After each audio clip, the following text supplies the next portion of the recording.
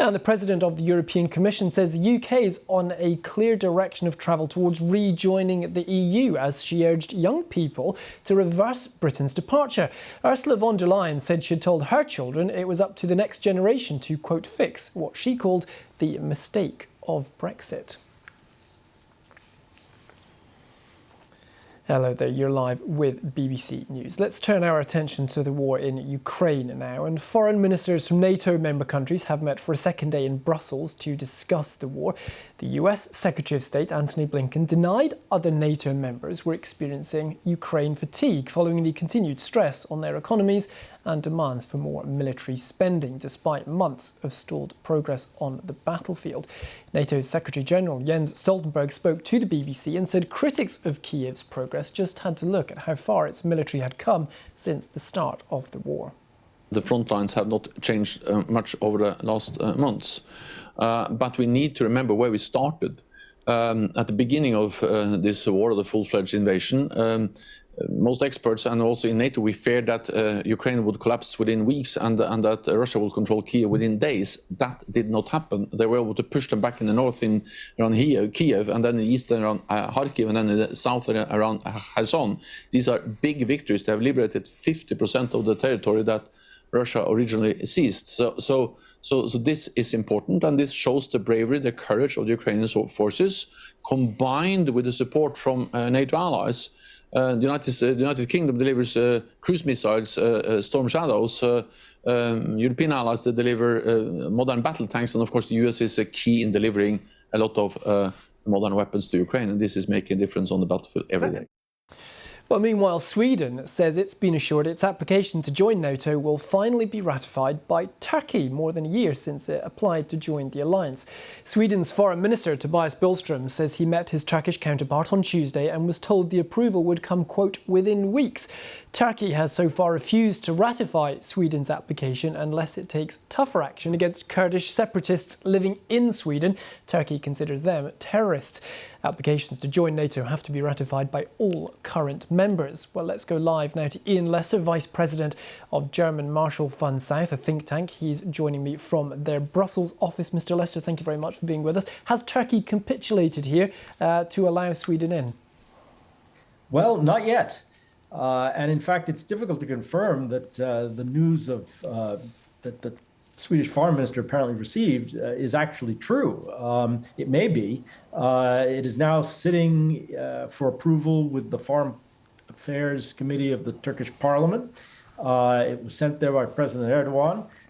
There's every possibility that it will be approved, but Sweden's been waiting a very, very long time. Allies have been pressuring on the matter, not least the Secretary General, of course. Nothing has moved yet. So, part of this is about expectations Turkey has in Sweden, but part of it is also maybe a little bit about what Turkey would like to see from Washington. On the bigger picture, Sweden doesn't share a border with Russia. Finland is now a NATO member. Is it really essential for Sweden to join the alliance? It's quite nicely cushioned by Finland and Estonia and surrounded by all these other NATO countries. Why does Sweden want membership? Well, Sweden considers it essential. This was a wrenching political debate in Sweden. For many years, as a tradition of neutrality, it was not easy to get Sweden to come around to the idea of applying. But the Swedes are now very convinced that it's essential for their security. To complete that Baltic picture would be essential for NATO.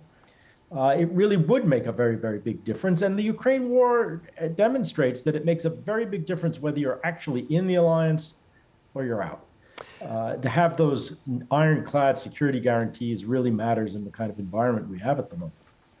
Compared to other NATO members, in particular the likes of the UK and the US, the recent member Finland, what does Sweden bring to the party?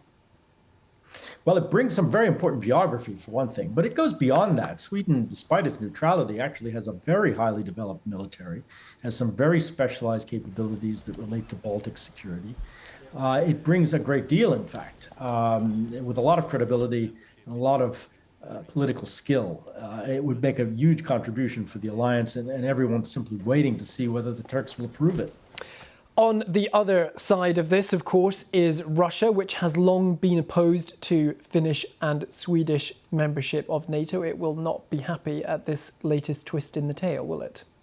No, it will not. And, surely Russia is trying to keep the Turks from approving this. So far, that's not really been successful because it has moved along. But of course, Turkey is not the only one holding this up. It's also Hungary.